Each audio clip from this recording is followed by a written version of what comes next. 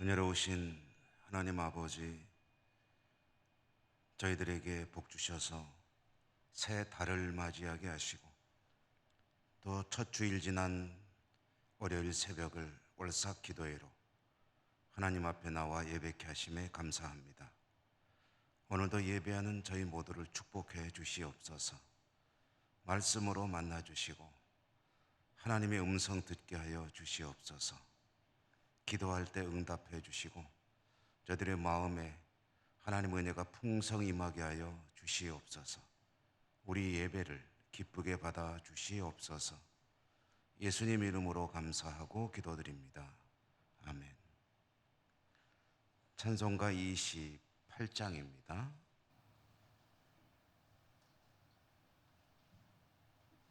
통일 찬송가도 28장.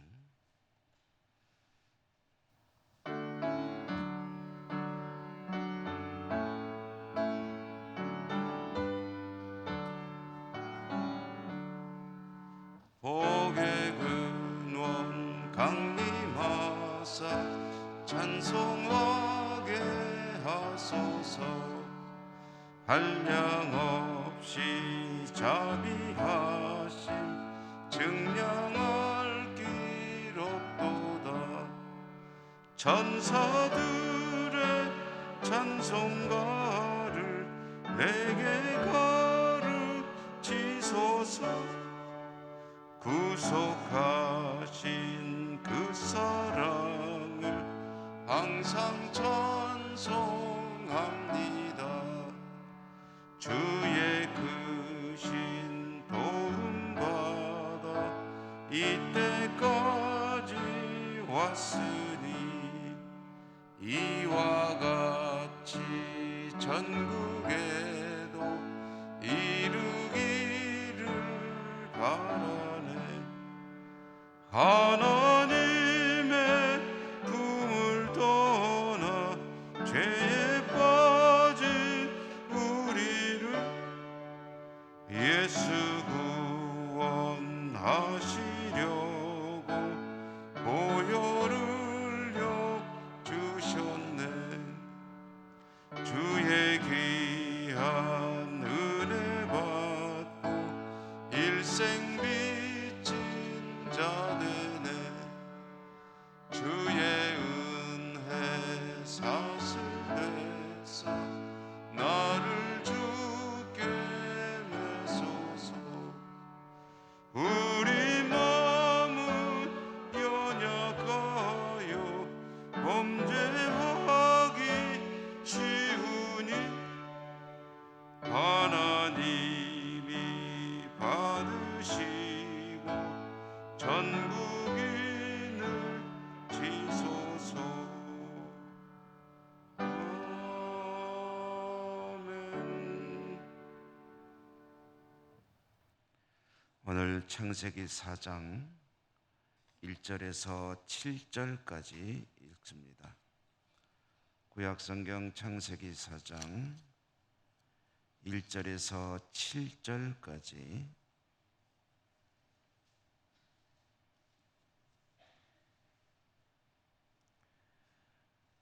아담이 그의 아내 하와와 동침하매 하와가 임신하여 가인을 낳고 이르되 내가 여호와로 말미암아 득남하였다 하니라. 그가 또 가인의 아우 아벨을 낳았는데 아벨은 양치는 자였고 가인은 농사하는 자였더라. 세월이 지난 후에 가인은 땅의 소산으로 제물을 삼아 여호와께 드렸고 아벨은 자기도 양의 첫 새끼와 그 기름으로 드렸더니 여호와께서 아벨과 그의 제물은 받으셨으나 가인과 그의 제물은 받지 아니하신지라. 가인이 몹시 분하여 안색이 변하니 여호와께서 가인에게 이르시되 네가 분하여 함은 어찌 됨이며 안색이 변함은 어찌 됨이냐. 네가 선을 행하면 어찌 낯을 들지 못하겠느냐. 선을 행하지 아니하면 죄가 문에 엎드려 있느니라. 죄가 너를 원하나 너는 죄를 다스릴지니라. 아멘. 주님 은혜가 풍성하시기를 기원합니다.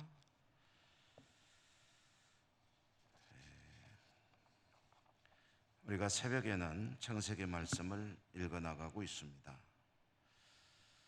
오늘은 아담과 하와의 범죄 이후 일어나는 이야기죠. 아담과 하와는 하나님께서 지어주신 에덴의 낙원에서 잘 살 수 있었습니다. 그런데 하나님의 유일한 한 가지 금지 명령을 어기고 에덴의 낙원에서 추방당했습니다. 다시는 돌아갈 수 없게 하나님은 천사로 하여금 그 에덴의 낙원을 지키게 하셨죠. 에덴의 낙원 밖으로 쫓겨났지만 그렇다고 해서 아담과 하와가 각자의 삶을 산 건 아니고 여전히 부부로 살게 됐죠. 자손들을 낳았습니다.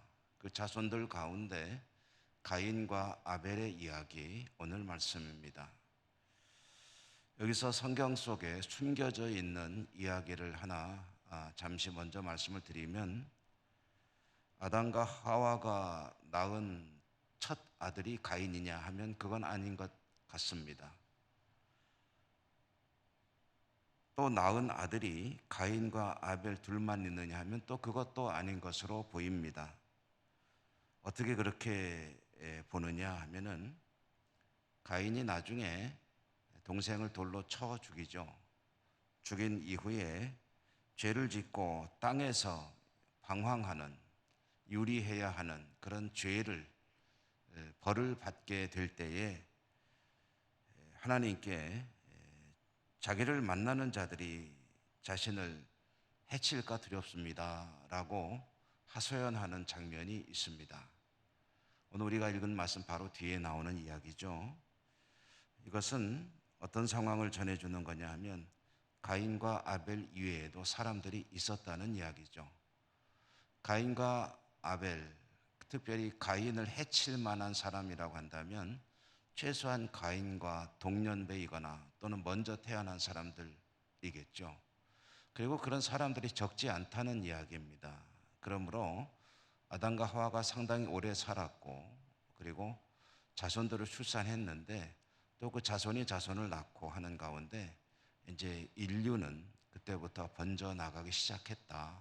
그리고 가인과 아벨이 첫째, 둘째 아들은 아니고, 그리고 많은 자손들도 또 있었다 하는 것을 알 수가 있습니다. 그 중에 가인과 아벨이라고 하는 두 아들의 이야기를 하나님이 성경으로 전해주시는 것이다.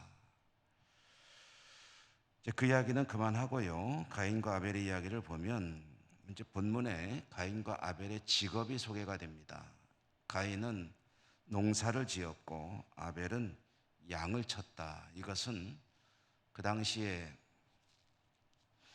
농사 짓는 이들, 그리고 양 치는 이들이 가장 전형적인 직업이었다 하는 것을 엿보게 하는 것이죠. 그리고 이어지는 이야기는 하나님께 가인과 아벨이 각자의 소산물, 소득으로 제사를 지내며 제물을 드리는 이야기입니다. 가인은 자신의 직업이 농업이니까 땅에서 얻은 그런 곡식으로 제물을 삼아 하나님께 제사를 지냈죠. 제물을 드렸습니다. 아벨은 양의 첫 새끼와 그 기름으로 하나님께 제사를 지내며 제물을 드렸다라고 합니다. 제물을 드렸을 때 하나님께서 그 제사를 받으시는 모습이 다릅니다. 아벨의 제물은 하나님께서 받으시나 가인의 제물은 받지 않으신다 하는 것이죠. 그런데 좀 더 성경을 정확히 자세히 보면 하나님께서 아벨의 제물을 받으신 것이 아니라 아벨과 그의 제물을 받으셨다라고 되어 있죠. 물론 가인에 대해서도 가인의 제물을 받지 않으셨다가 아니고 가인과 그의 제물을 받지 않으셨다라고 되어 있습니다. 무슨 차이인지는 여러분 지금 들으시니까 잘 아시겠죠? 아벨의 제물을 받으신 이유, 가인의 제물을 받지 않으신 이유, 그것은 제물의 문제가 아닙니다. 우리는 하나님이 가인의 제사, 아벨의 제사 이렇게 차별을 두신 것이 제물의 문제가 있다고 생각을 합니다. 그래서 주로 가장 많이 이야기되는 것이 제물의 종류가 다르기 때문에 그렇다. 아벨은 피 흘리는 제사를 하나님께 드렸고 가인은 그렇지 않다. 곡식을 드렸기 때문에 그렇다라고 이야기를 하는데 그것은 전혀 근거가 없는 이야기입니다. 왜냐하면 나중에 하나님께서 그 백성들에게 제사법을 주시는데 제사법에 보면은 소제라고 하는 제사가 있습니다. 이 소제는 곡식을 갈아서 가루를 만들어 가지고 그것으로 하나님께 제물 삼아 드리는 제사거든요. 그러니까 제물이 하나님 보시기에 마땅치 않았다라는 것은 그건 말이 안 되는 소리입니다. 하나님이 피를 좋아하신다, 뭐 생명을 드렸다, 뭐 이런 이야기도 전부 다 마찬가지입니다. 하나님은 제물이 마음에 안 들어서 제사를 안 받으시는 것이 아닙니다. 그러면 가인의 제사를 안 받으신 이유, 아벨의 제사를 받으신 이유가 어디 있느냐면은 가인이라고 하는 사람, 아벨이라고 하는 사람에게 있습니다. 아벨이라고 하는 사람은 하나님의 제사를 받으실 만한 제사를 드렸고 가인이라고 하는 사람은 하나님 앞에 제사를 지낼 그런 자세가 안 돼 있는 사람이었다. 여러분, 오죽하면 하나님이 그 백성의 제사를 안 받으시겠습니까? 하나님은 그렇게 제물이 뭐 마음에 드시고 안 드시고 이런 분이 아니십니다. 말 그대로입니다. 오죽하면 그 제사를 거절하셨겠는가.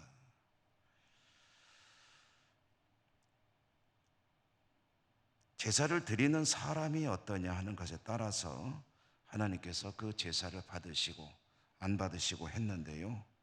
제물은 그 다음의 이야기죠. 제사를 드리는 자로서 아벨은 합당한 그런 사람이었고 가인은 그렇지 못했다. 그러므로 그의 제사 자체가 하나님께서 받을 수가 없는 것이었다라는 것이죠. 그러면 가인이 왜 무엇 때문에 하나님 앞에 합당하지 못한 인물이었을까? 그것은 뭐 성경에서 명확히 할 수는 없습니다. 다만 뒤에 나오는 이야기를 보면 그는 상당히 포악한 사람이었다. 그리고 분을 품고 있는 사람이었다. 그리고 그 분을 푸는 방법을 하나님의 백성답지 않게 푸는 사람이었다. 여러분, 아무리 화가 나도 지켜야 될 본분이라는 게 있죠. 저는 그런 교훈 한 가지가 기억이 납니다. 잘 지켜보려고 노력하는데 잘 안 되는 거 있는데 화가 날 때는 말하지 마라. 마음속에 분노가 끓을 때는 입을 열어 무슨 말도 하지 마라. 왜냐하면 그 말 속에 독이 섞여 나가기 때문입니다. 분노가 섞여 나가기 때문에 화가 막 마음에 끓어올 때는 입 꾹 다물고 좀 가만히 있다가 그 화가 좀 해소가 되면 그때 말하면 상당히 이제 독기가 해소가 되고 그래도 조리 있게 할 말을 할 수가 있게 되죠. 그러니까 이 분노를 조절하지 못하게 되면 그 삶 자체가 망가지게 됩니다. 하나님께서 제사를 받으시려고 하는데 도저히 받을 수 없는 인물이었다. 가만히 보면은 뒤에 나오는 이야기는 그는 분노 조절을 못하는 사람이었고 하나님 백성답 전혀 하나님 백성답지 못한 그런 인물이 말하자면 씩씩거리면서 재물을 그냥 툭 던지듯이 하나님께 드렸다. 그렇다면 하나님이 그 제사를 받을 수 있느냐 하는 거죠. 마태복음에 보면 산상수훈 가운데 이 제물에 관한 이야기가 나옵니다. 주님께서 가르쳐준 제사에 관한 이야기죠. 한번 제가 읽어보면 예물을 제단에 드리려다가 거기서 내 형제에게 원망 들을 만한 일이 있는 것이 생각나거든 예물을 제단 앞에 두고 먼저 가서 형제와 화목하고 그 후에 와서 예물을 드리라 라고 말씀합니다. 그러니까 무슨 얘기입니까? 풀어서 말씀드리면 예배를 드리려고 왔는데 내 마음에 불편함이 있는 거예요. 가만히 생각해 보니까 좀 싸우다 왔거든요. 그러면 예배를 드리기 전에 가서 그 사람하고 화해하고 와서 즐거운 마음으로 그 평안한 마음으로 그렇게 하나님께 예배를 드리라. 이 얘기는 무슨 얘기겠습니까? 이게 하나님이 받으시는 예배라는 거죠. 그렇지 않고 마음속에 분을 품고 와서 하나님 예배하는 자리에 앉아 있다고 해서 그게 예배냐? 그건 예배가 아니다. 물론 뭐 안 오는 것보다야 나을 수는 있겠죠. 그렇지만 하나님께 예배를 드린다는 것이 어떤 것이냐라는 것을 말씀해 주는 거죠. 예물이 중요한 게 아닙니다. 하나님이 가난하셔서 그걸 받으셔야 되는 그런 분이 아니시죠. 예물을 드림에 있어서 중요한 것은 드리는 자의 자세입니다. 예물을 드리는 자가 어떤 자세로 드리는가. 헌금을 드리는데 헌금을 어떤 마음으로 어떤 자세로 드리는가. 감사함을 가지고 정말 모든 것이 하나님의 은혜입니다라는 그런 마음으로 드리는가. 아니면은 요거 안 드리면은 내가 좀 더 필요한 걸 살 수 있는데 그냥 안 드리면 괜히 혼날까 봐 드리는 거. 이거는 전혀 다른 그런 자세가 되겠죠. 하나님께서 받으시는 예배는 예배자가 하나님 앞에 합당하게 나와서 드리는 예배입니다. 물론 어떻게 사람이 항상 최상의 컨디션으로 나와서 예배를 드릴 수 있겠습니까? 어떤 때는 슬픈 마음으로, 어떤 때는 화가 나서 나올 때도 있고, 어떤 때는 조금은 뭐라 그럴까요? 좀 즐겁지 않은 마음으로 하나님께 나올 때도 있을 수 있겠죠. 그렇지만 기본적으로 하나님을 예배하는 이들은 하나님께서 받으실 만한 자세, 세상에서의 삶도 하나님께 산 제물로 드리는 영적인 예배의 삶을 살고 이와 같은 삶을 살면서 하나님을 높여드리기 위해서 드리는 예배, 그게 하나님이 받으시는 예배다라는 것이죠. 여러분, 예배가 시작입니다. 그리고 예배가 중심입니다.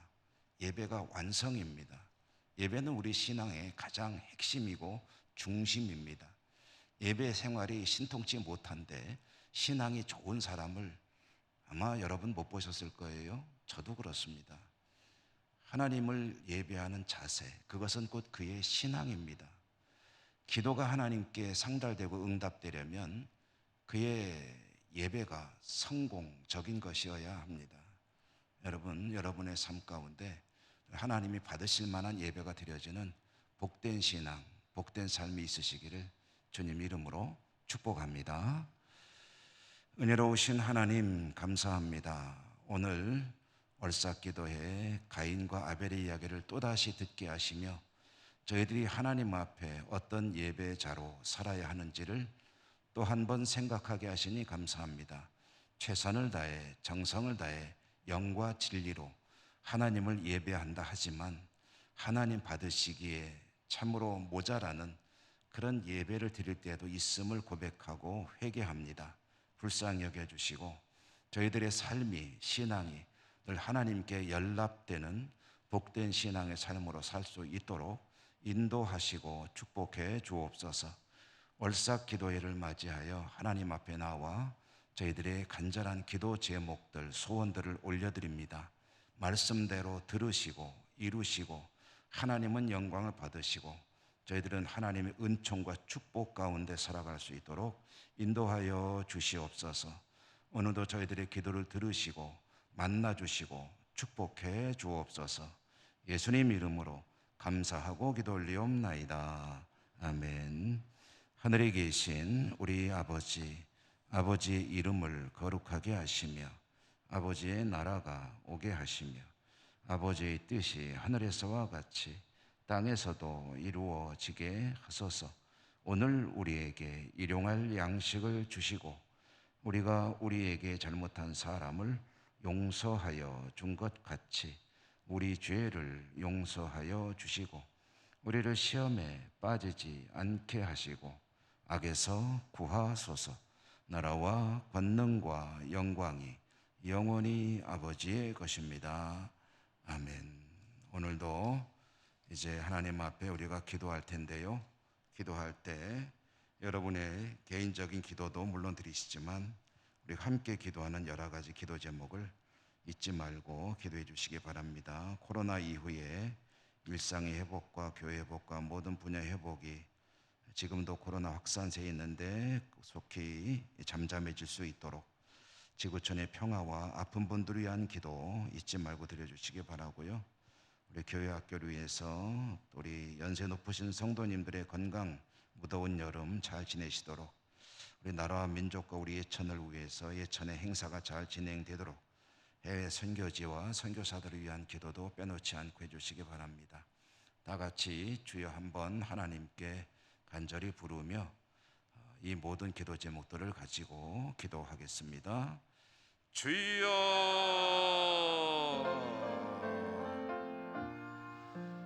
자비로우신 하나님 아버지 감사합니다.